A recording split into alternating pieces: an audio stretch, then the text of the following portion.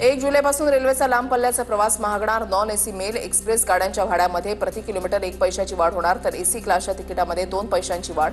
तूर्त लोकलचं तिकीट आणि पास जैसे थे। नागपूर गोवा महाराष्ट्र शक्तीपीठ महामार्गाला राज्य सरकारचं अर्थबळ। प्रकल्पासाठी 20,787 कोटी रुपयांची तरतूद। 7,500 हेक्टर जमिनीचं संपादन करण्यात येणार। चिपळूणच्या कामथे इथे ट्रकमधून रसायनयुक्त पाणी नदीमध्ये सोडल्याचं प्रकरण। प्रदूषण नियंत्रण मंडळानं सायफिस्ट कंपनीला नोटीस बजावली। कंपनीला उत्पादन थांबवण्याचे आदेश।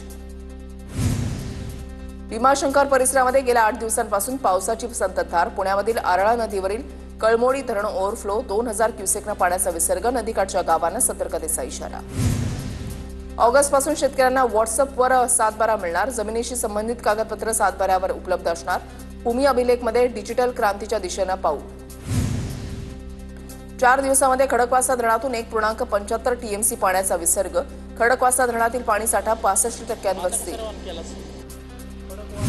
विद्यार्थ्यांचे शैक्षणिक कागदपत्र महाविद्यालयाने रोखल्यास अॅट्रॉसिटी दाखल करणार। अनुसूचित जाती प्रवर्गातील विद्यार्थ्यांकडून कोणत्याही प्रकारचं शिक्षण शुल्क वसूल केल्यास फौजदारी कारवाई होणार।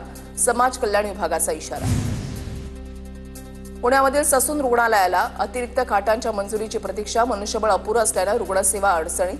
प्रस्ताव पाठवल्याची अधिष्ठातांची माहिती।